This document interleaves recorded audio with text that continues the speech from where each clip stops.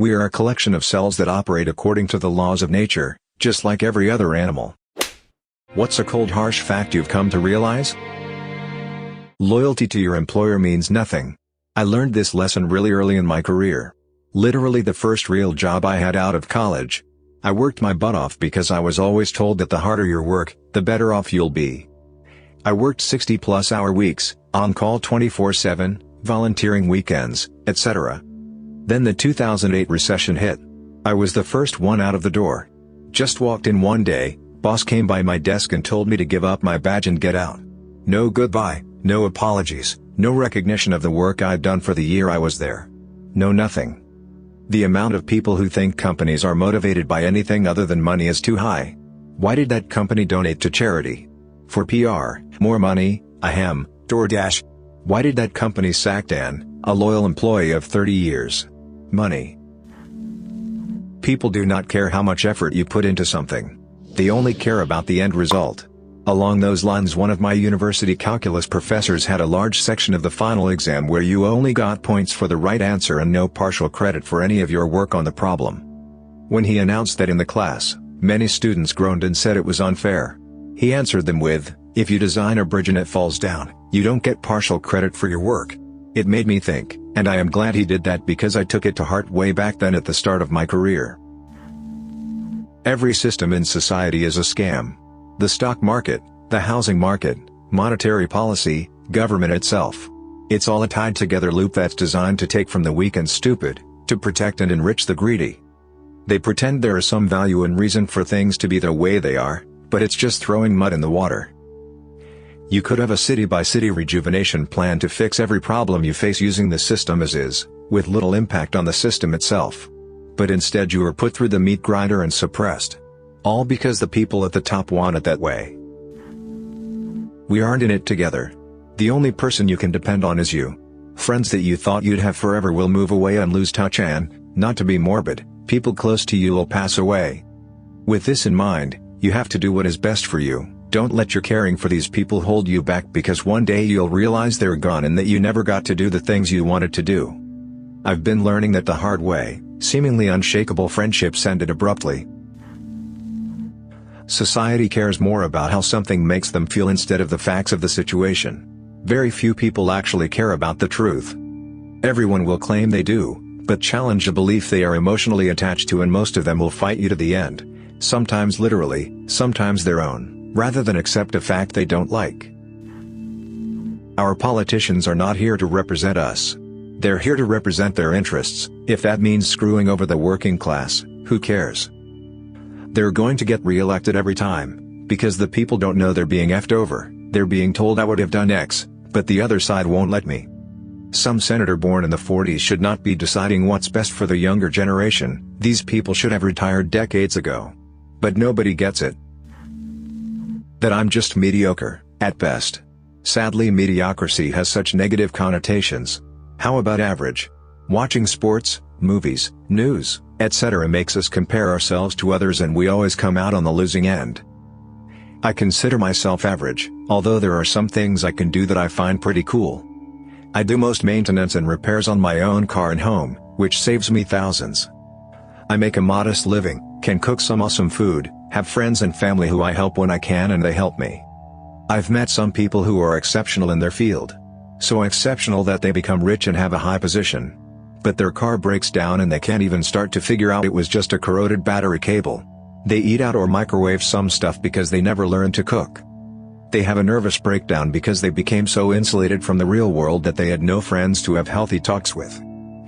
Being great at one thing may seem attractive, but being passable in many things is what gives us survivability. I way overestimated my intelligence and importance growing up. I feel like this is something that you just have to cope with. There are over 7 billion people on this planet, the vast majority are going to be astoundingly average, and that's okay. It doesn't need to stop you from leading an interesting, fulfilling life. Frankly, if you got to the end of your life still thinking you were the smartest person in the room, there are 3 possible explanations. A. You, by miracle of statistics, are actually one of the greatest minds on the planet. B. You're stupefyingly obtuse and self-absorbed. C. You never challenged yourself enough to encounter truly gifted people. Only one of those is good and it ain't the most likely one. Some people are better than other people, naturally.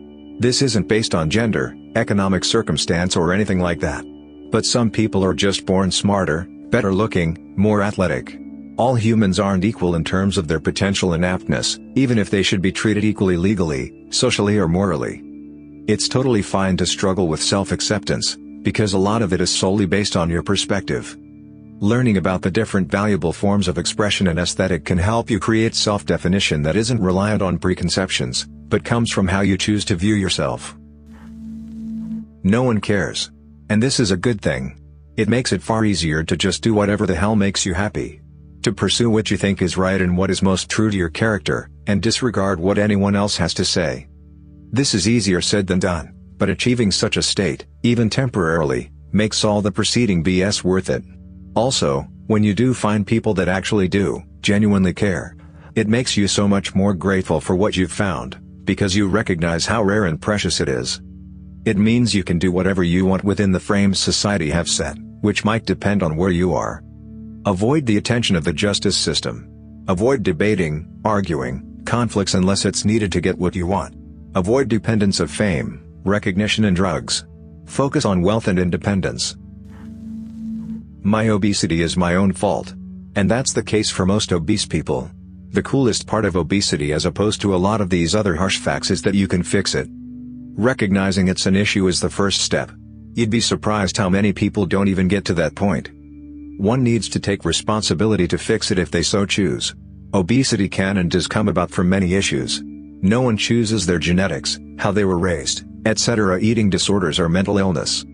Whether it's eating too little or too much. No one chooses to have a mental illness. So it's less about taking blame or it being one's fault and more taking responsibility to fix or change it. People tend to judge themselves by their intent, and others by their actions. It's called actor-observer bias. I'm taking the elevator to the second floor because I have had a long day. You're taking the elevator to the second door because you're lazy. Think about this the next time someone cuts you off in traffic. Then remember the last time you cut someone off in traffic. When you cut someone off, you tend to excuse your actions because you're late, or there's an emergency. When someone else cuts you off, you tend to think they're just an a-hole. Karma does not exist. It is wishful thinking, like any religion. In reality, too many evil people, living long lives. If you are looking for someone to blame for your problems, look in the mirror. If you want a solution to your problems, look in the mirror. Also this, you may not be the one who caused your problem.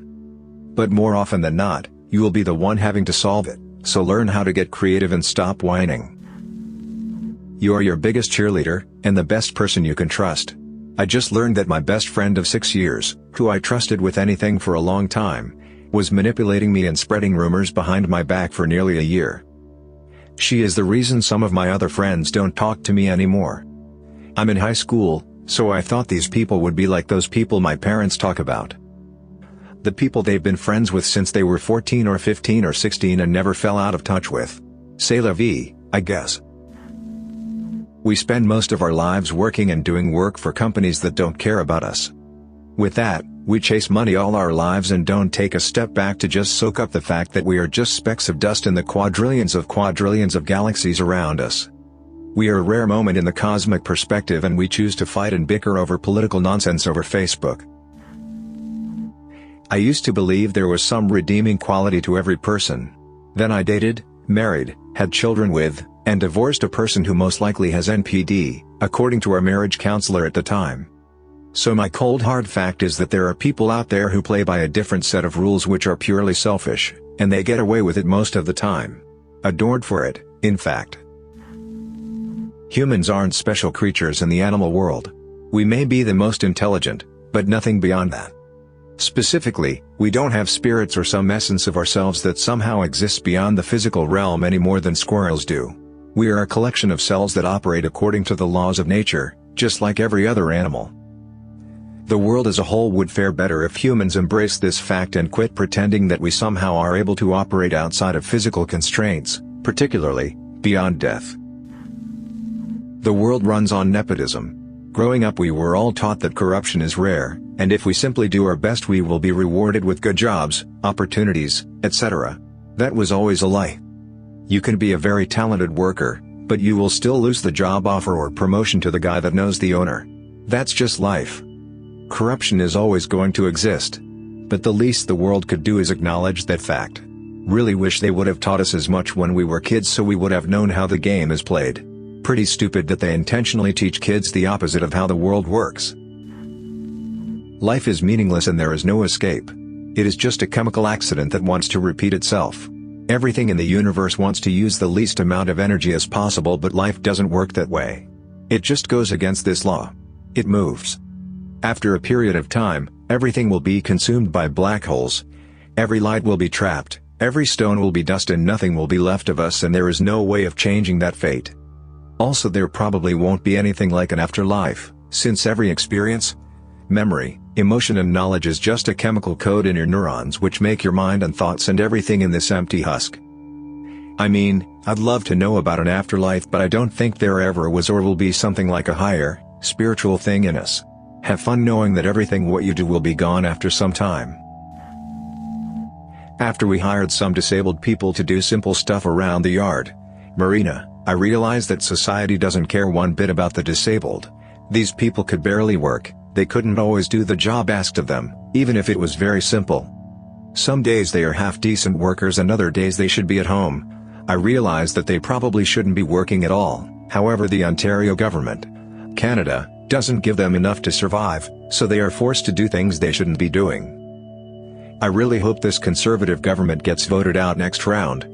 The Liberals had planned to increase their checks slightly above inflation over a few years so they could catch up to the current cost of living. But when the Conservatives, Doug Ford, got in power, those increases were cancelled. It's disgusting. These people can't help who they are. We as a society need to do better. That life actually is fair. I used to be upset when I worked hard and wasn't recognized. Then, I noticed that this was universal. I was angry that some people die in disasters and some don't, but then that was universal too.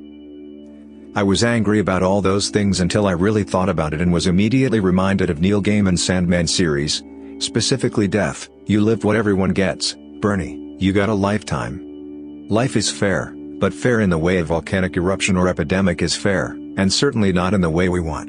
Everyone's a potential survivor, and everyone is a potential victim. It all comes down to a roll of the dice.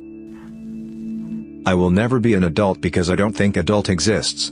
I'm almost 30 and I am afraid at the idea of having kids because I'm not a grown-up yet. I still don't know how pensions work. I've not got the own house and career and mid-price car and engaged a person or a slow cooker, damn it. I'm sort of wondering if all adults are pooping themselves all the time too. Also, careers. We are all spoon-fed that rubbish about dream jobs and it's crap. One of the first things you ask a kid is, what do you want to be when you grow up? I always think everyone feels a bit weird when they say what their job is and it's not a recognized thing. Like everyone knows doctor or lawyer and these are socially acceptable. Saying unusual titles also get social brownie points, like metaphysical concept theoretician. I literally made that up, because people think it's unusual and niche and implies you must be super intelligent. But when you say store assistant, there's a kind of assumption you're using the job as a stepping stone to something better, or that you couldn't be passionate about it because it's only working in a shop. We label ourselves by our job and boy is that bad. We should work to live, not live to work. I've still not got my head around it. Maybe when I finally evolve into an adult it will happen. Thanks for listening to Radio TTS. Hit the subscribe button and activate the notification bell for more content that ruins your day. Click the right box for the related playlist. Let us know in the comments what you think about these realizations.